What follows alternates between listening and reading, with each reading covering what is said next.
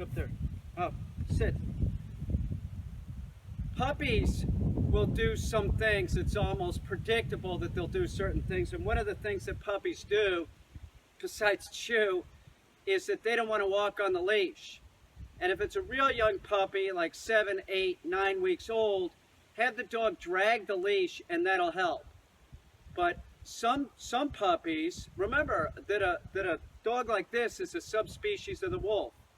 And the wolf is a persistence hunter. Some puppies are real persistent in that they don't want to walk. They'll do one of two things. Either they'll lag behind and dig their heels in, or they're going to run out to the end of the leash. Many dogs will do both. This is an example of a dog that does both. So I have to not only teach the dog not to run to the end of the leash, that a heel is next to me, but also, like, don't try and lag behind. They're trying to control the situation is what's going on. Finn, sit. So if the puppy's lagging behind, don't plead with the dog. Don't turn around. Just keep walking and encourage the dog with an upward motion with the leash. They'll get it very quickly. But if you turn around and plead with them, right, that's going to make matters worse. So just continue walking the dog. If the dog's on concrete, take the dog to a grassy area to do that. Do you understand? And just sort of pull the dog along and don't, no, here, come on, let's go. Encourage the dog, here, let's go. If you get eye contact with the dog like this, good boy. If they're walking next to you, good boy, Finny. Do you understand? Another thing is, don't use harnesses. This promotes these behaviors. And a lot of dogs, a lot of puppies, they use harnesses with, and the dog starts picking this up that it can just like do whatever on the harness. Don't use harnesses with puppies. Use real fat collars so that they don't hurt their trachea. You don't have to use a harness. Harnesses promote bad behaviors like this, lagging behind or going in front. It promotes pulling. So you're gonna be telling the dog not to heel if you put a harness on the dog. And that's one thing that you want to tell the dog from day one is you're going to heel on the left-hand side, right, Finn? Good boy, Finny. Now, when I mean a fat collar, I mean a real fat collar. Look at Finn's collar.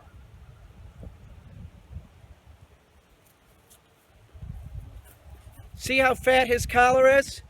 This is real fat. I think I got this one at Petco or PetSmart, and it's an adult collar that I put different, holes in it farther down. It's a leather collar. You can also use thick plastic collars that come with some of the larger e-collars. You can use those. They're real stiff. You don't want to hurt the dog's trachea. They'll start like coughing like that.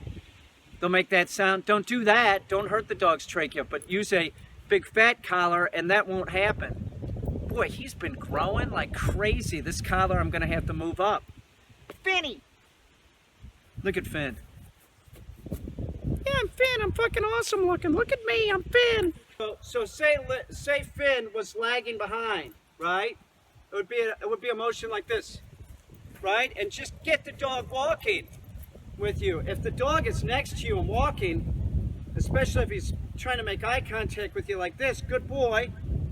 Finn, good boy, right? And the other thing to help the dog learn heel is use the place target, right? And if the dog knows the place target, and you put the dog out in front of you, Finn, sit. And then you say heel and just pull the dog into position like that, they start picking up on it. That's muscle memory. So when the dog's giving you trouble, say heel, pull it up to you, pull it up to heel.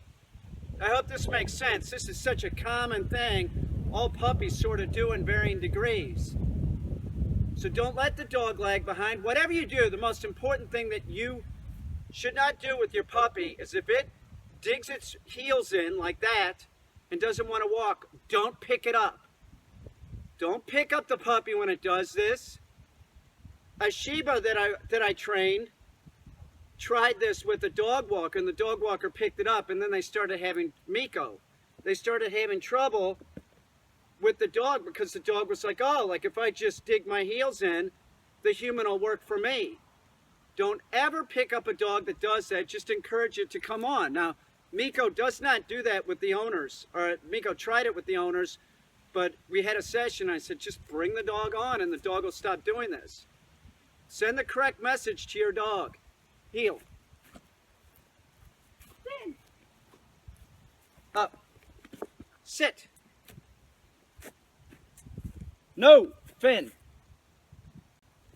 He's trying to eat my leash. Look at that dog. That dog's fucking cute.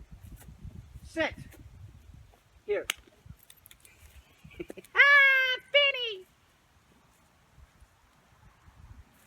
Look at me, Mom. One thing that I think is noteworthy about puppies and dogs in general is when they're putting up a fuss, right before they start doing it, that's when they put up the most fuss. So Finn, like yesterday and today, is sort of putting up a fuss about walking, trying to control the situation. I stay on target, make sure that he's not lagging behind or going ahead of me, and then all of a sudden the dog's getting heel real good. It's like a light bulb goes off, and do you understand what I'm saying? It's like, you know, there's this epiphany in the dog, and they're like, oh, this is the way to do it. But before then, they're just like sort of doing everything instinctually, which is, I need to control the situation. You get it? So keep sending that message to the dog. No, you got to come up at heel. Don't drag your paws, and don't go to the end of the leash either. On a side note, my dog Tonka, the GSP, when he was young, man, he would just fly to the end of the leash, right? He'd lunge out there. I'd have to pull him back in. He'd lunge out there again. It was like every few seconds. Tonka was a very difficult dog to deal with. He's still a difficult dog to deal with. But they get it. Tonka can heel implicitly now. Just keep sending the correct message to the dog. Your puppy will get it. Remain calm. It can be frustrating at times, so if you get frustrated, just put the puppy up and do a session later. But keep on target. Keep telling the dog that it needs to stay at heel. One other thing that's important to remember is that your puppy goes through stages of development. And in these stages of development, you may start having, it might get difficult at times. Just stay on target. Keep sending the message to the dog. And remember that 6 months to about 10, 11 months, that's the teenage months. Step up training, use a leash, and really send that message to the dog. You're not in charge. I'm in charge. Do what I say. You live in a human world, dog. You want your dog safe. The dog should be compliant. The other thing you can do is run with the dog.